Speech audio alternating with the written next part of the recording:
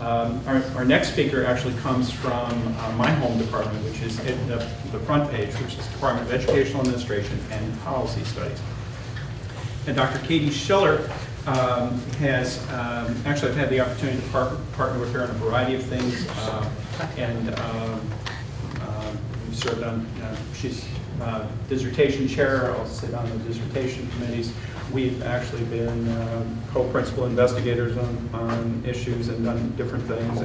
But I have a tremendous regard for Katie, who, are you going to do a stat lesson? No, I'm not. Okay. And also, as was mentioned last night, I don't use the dreaded S word. It's not, it's data analysis, it's evidence, explore, not statistics. No, big glaze over. Same thing with the dreaded R word, research. Well, no, we do empirical inquiry, we do data-driven decision-making, we do anything but research. Because it's got a bad name. I wish I could be as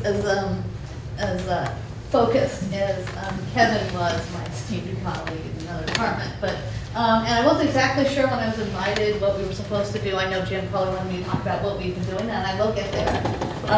But I noticed that the title of the session was The University Perspective, and so I thought maybe it would be helpful since you're studying, and part of my mission is dealing and being with you, trying to break down the ivory tower walls so that there's a smooth moving back and forth. So what I thought I might do is give you the university perspective. I'm not sure how often you talk to university faculty. I mean, you all have college degrees, so you know the university a little bit. So you may be aware of this, faculty are evaluated on 3 criteria: service, research, which is on top, service, and teaching. Well, actually, that just happened that those boxes are different sizes because of the text, but actually when I looked at it, this is basically, in a research university, what our job description is. Research first, teaching, and then we're supposed to do service. I should note in a school of ed, though, we really take service seriously. It's not just, well, did you serve on a board in an association? It's, are you interacting with the field? So we're all looking for it to get out there, but it's trying to break down that wall that's kind of difficult. This is just giving you a bit of an idea of who I am. I'm a sociologist by training, which is why I teach sociology of education. Did my degree at University of Chicago. Do quantitative data analysis, teach quantitative methods, and also I'm avoiding the S word, to practitioners. I'm in an admin and policies department. My own research tends to focus on academic trajectories, schools and organizations, family and community engagement, but then also a mathematics curriculum, learning opportunities for the whole system. And I've worked with CASA, and I'm also working with the New York State Department of Ed. Earlier you heard the talk about our word race to the top state. There's money flowing through the Regents Fellows. Well, I've seen that in action. I'm going to know a little bit more about that. But what I wanted to note with this is that really it's not they're not their separate boxes, but it really is intersecting circles. And what makes most of us get most excited, as Kevin was saying, is right here, this section, where our teaching overlaps with our service, overlaps with our research. And actually, if you're trying to think, how can I get a faculty member to come and be part of my evaluation team, hit that sweet spot. We will make time. But we're like you, we have multiple things that we're having to do. We're multitasking. Almost as many tasks as you guys do. I'm really amazed at what superintendents and principals are able to pull off. That's why I just find it's fascinating to talk to you guys. That's why I did it last night. But hit that sweet spot. So I'm going to give you, moving forward from here, give you an idea of some of the things that I've done and how this aligns. I'm saying, well, how am I going to talk about my research or the different topics? And I thought, well, I looked at the program and noticed your standards. So I thought maybe a way of trying to interact, of trying to engage and saying, okay, how can give you some ideas of things that you could ask a faculty member to do when you go home by tying into your standards. And I'm also in the admin policy program, so I teach school administrators future ones, so I'm interested in standards. So I just stuck them at the bottom here. This is starting with your standard 1 knowledge and going for personalized student effects, success. I'm a sociologist by training. I'm interested in academic trajectories. This actually is a finding from a study that I did. This is a large national study. So if you're interested in understanding what about outside my school, faculty have access to these types of data sets or pieces of information, research, fellowship. This is from Adolescent Health and Academic Achievement. It's a longitudinal study of youth, started in '95, and has actually followed them through young adulthood. And in this day and age, we're focused on testing. And what this actually is encouraging us to do is to step back. Sociologists are not all about testing, and think about what are we trying to achieve with our kids. What other outcomes? In this case, it's political participation. Are they going to get involved in the political? Are they going to vote? Are they going to register? Are they going to vote? And this is looking at social science credits across the bottom. How many credits did they earn in social sciences during high school? And whether the next presidential election, had they registered for vote? This is when they're young adults. Registered to vote, that's that top part, and the white lines. The black lines, did they actually vote? And we're looking at immigrants versus non-immigrants. This idea, what we're trying to get is how do we start integrating these immigrants into our society? And does it matter what they get in high school for what they do after high school? And for immigrants, it's essential that they have access to the knowledge about our political system and our society. So if you want to think about what are we doing besides getting test scores, we are making new citizens. And for those immigrants, I don't know how many immigrant students you have, although from what I understand, you're in the area where there are probably a big immigrant population. So your schools are providing essential services. This may be important for thinking differently. So that's what we can kind of help you think about. What do we mean about personalized student success? This one, another study that I've done. This was with the U.S. Department of Education, looking at NAEP scores. We attached indicators of Algebra 1 and Geometry curriculum quality. And this is from the Algebra 1 and Geometry curricula. It was a report that was released in 2013. It was an amazing experience to see a U.S. Department of Education report released and the pomp that went around it. But basically, if you remember, I don't know if you're aware of it, there was a study that came out and said that Algebra 1 is not always Algebra 1, and Geometry is not always Geometry. This is the study that was behind that. But one of the things you guys may want to take home is that what we do in 9th and 10th grade, the quality of the curriculum that our students get has, long-term consequences for their achievement in 12th grade. So we were looking at Algebra 1 and Geometry, 9th to 10th grade, and looking at 12th grade NAEP scores. So this is applying NAEP. And we're finding differences in getting access to rigorous curriculum. And this is independent of what course they were actually taking, what level course, honors geometry versus non-honors geometry. There's a lot else in this report. It's available on the web through the U.S. Department of Education. Again, faculty often have access to these larger bodies of literature, knowledge that you can tap into through us. So thinking about let's thoughts on Standard 1, then I went Standard 2. This is maybe more what Jim was thinking about when they invited me. The Standard 2 is thinking about standards-based systems and how do we change systems. And this actually is a study that Jim and I were co-PI on, and with a colleague of ours, Hal Lawson, who's actually on a site visit with another study today. We were hired to be the external evaluators for an executive leadership training program in Ohio as part of their Race to the Top package that was run out of the business school at Ohio State. So we spent a whole, like, not 6 months going down and observing their training and doing surveys of the participants at this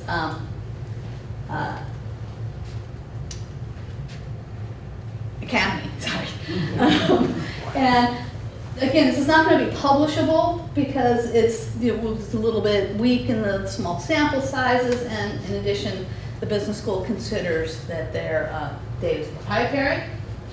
So we have our published Oh yeah, report. there's that. It was very interesting, though, looking at how these business leaders improvement, their skills, organizational improvement. They also had an interesting mix of also school improvement experts that came in, went across 6 months, had 4 meetings about every month, every 2 months. And so one of our questions was, has anything happened? And I was a little bit skeptical with a survey, we have small sample size, what do we expect to see anything? And in fact, we came out with some, I think, a really interesting final report. And one of the things that just kind of take home point, and actually, now I think that really dovetails with exactly what Kevin was saying. You train them, they say, yeah, I have more knowledge about it. So we got big increases, and yeah, I know about distributed leadership, I know a couple other things I know about. They would report, I have improved my knowledge. But when you say, have you improved your skill? Flat. And this is over 6 months, and they're still, but they came in, sat in for 2 days, got this instruction, went home, there was supposed to be a network component, didn't happen, come back, sit there, they don't feel more skilled 6 months later. So that's some of the evaluation that we can do. This is, again, ties with Jim. And then we talk more about what this program did. But what we're currently doing is working with the state through the Race to the Top money, from Regents Fellows. One thing I want them to know, university faculty sometimes work in isolation, often work in teams. So the team that I've been working with is Hal Lawson, who worked with Jim with me on that first project. He is actually in a total joint appointment in social welfare, and is a community schools model expert. So there's Hal, who's also in my department. There's me, and then we're also working very closely with Kristen Wilcox, who is an ed theory in practice. She initially was supposed to be on the program, but there was a scheduling conflict. She is actually out doing a data-driven decision-making workshop in one of the local school districts, where it's going to be an academy, not a workshop, but an academy, where they're going to be doing it for 6 months. It's called the Compass, the Compass Institute. It's a SMART goal, data-driven, how do we call it? Professional development, or do we just call it Compass, I guess? Yeah. So Kristen Wilcox is the third team member, core member of this group. We started working with SED about 2 years ago, just about now. They had launched one of these many initiatives, a system for conducting diagnostic school evaluation. So it's called the DTSD, or the Diagnostic Tool for School District Effectiveness. The Regents Fellows had put it together and had launched it. Let's just say the SHIP and Jim's group casted a lot of these early reviews. The rubric is this thick. And they were having problems between the state and the actual ed people and the Regents Fellows that you have now heard about, trying to figure out how to work. So we got brought in to basically be the bridgers of our team between the field, SCD, and the Regents Fellows, and gave them some feedback, an interesting experience, helped develop some training, and then the thing that's been most, I think, helpful is that we actually ended up making a research-based resource guide. And that's what this is an example, 1 page out of the resource guide for schools and districts.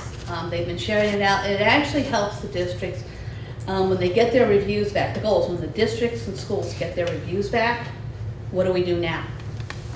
And that's where the guide is supposed to take off. That's not our research, that's our service.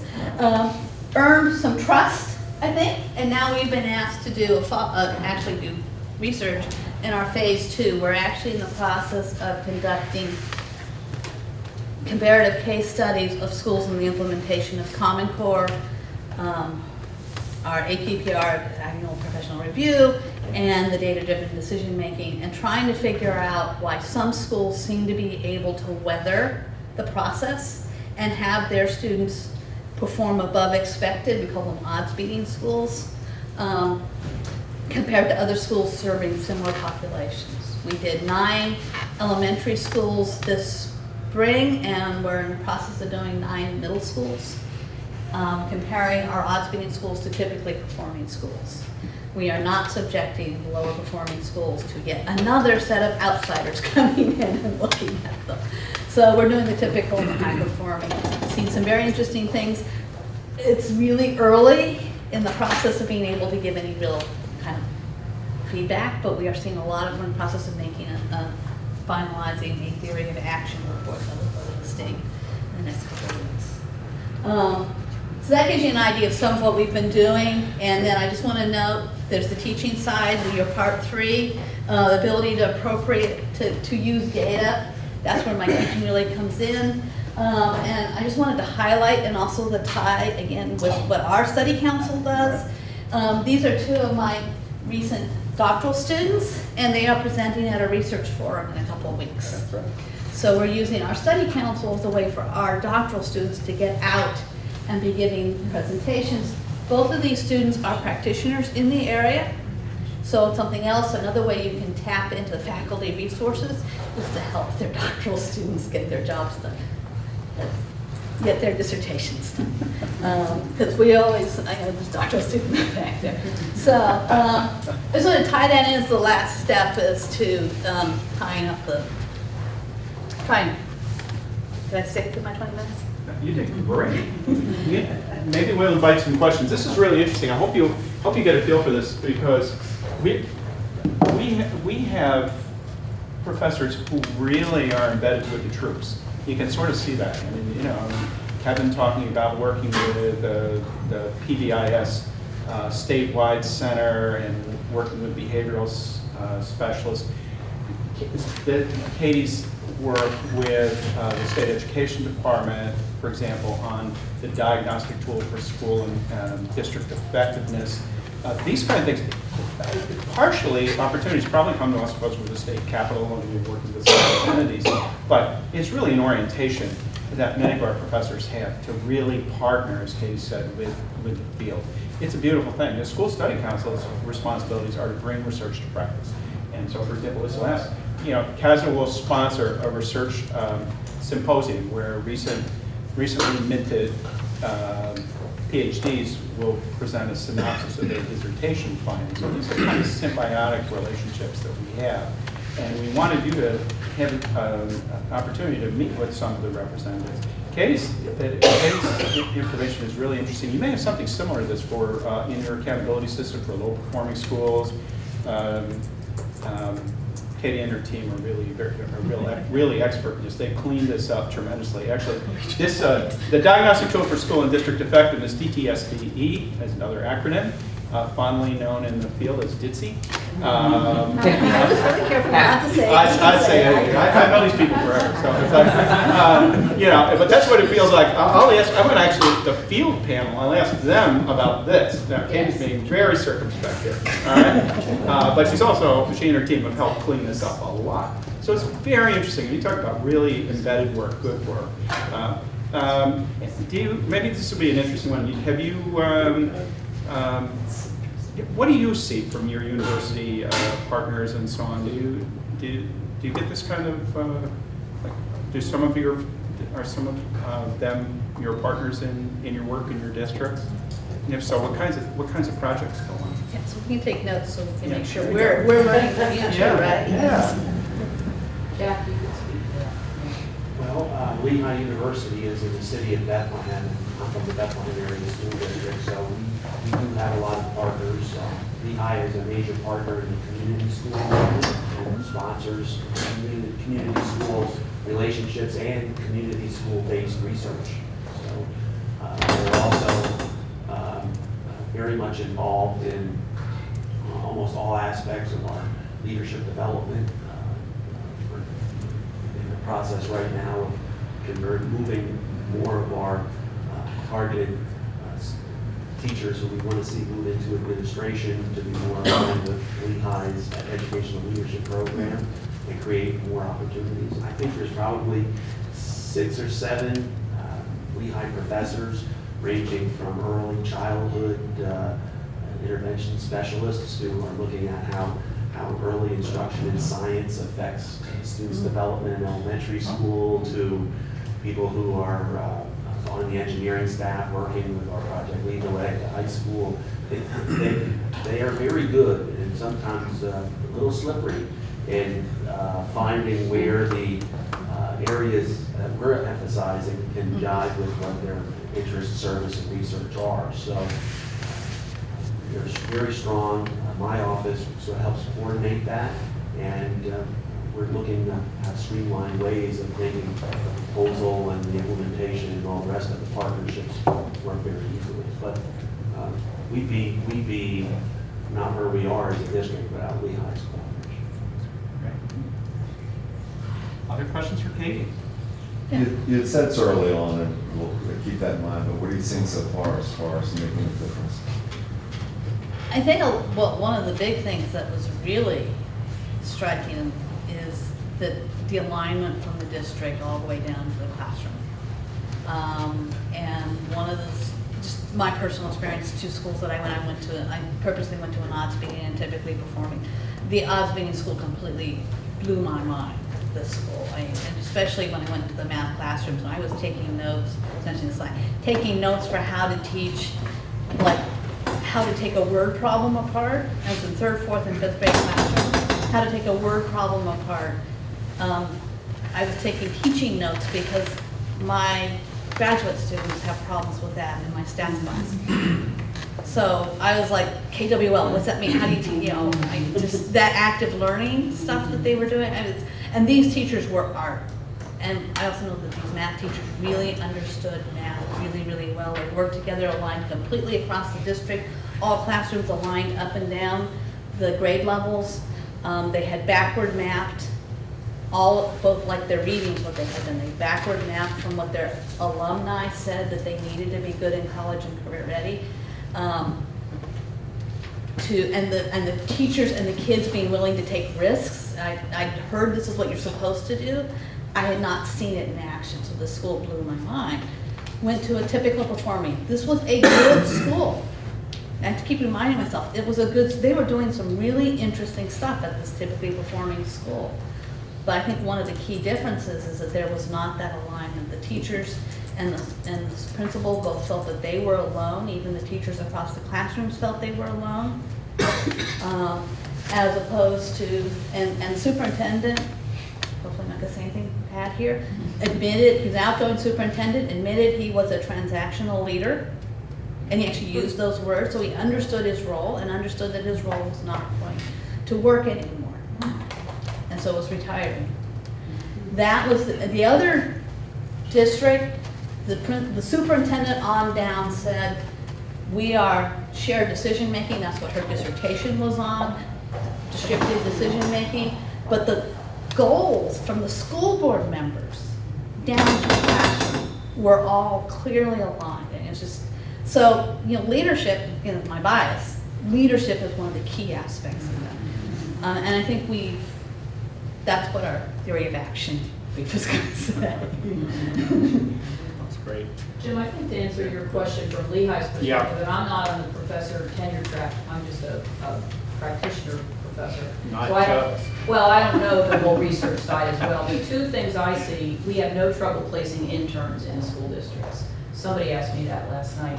Our interns are readily welcomed, and I think at the end of the year, there's quality work's been done. So I think that's a give and a take, and they have great experiences, and I think some universities have difficulty, they're almost begging for the interns. We have all the certification programs we place in all the school districts in this room and more. The other thing I see is that doctoral students as they're reaching out for research topics and often want to do them in the field, there's not a lot of difficulty there either. Most of the time, the leadership is more than happy to have research going on, and there's a mutual benefit perhaps at the end, depending on what the results are. So those are the two that I directly deal with. I don't, I do know that some schools are overwhelmed by research requests and survey requests. And I remember we had somebody in my school district of 9,000 kids. We had somebody actually, we put all those requests to one person because otherwise it was hard to keep track of. But did we say yes? Did we say no? How many were going on? So we had one person kind of look at that. And but I do think it's a professional, mutual, beneficial process that hopefully both sides benefit. And if not, then I think we should talk about it. Both sides should, you know, as you said, work together and talk about it if there's a problem. Well, and so, good. Thank you so much, Katie. That's great. And we really appreciate it.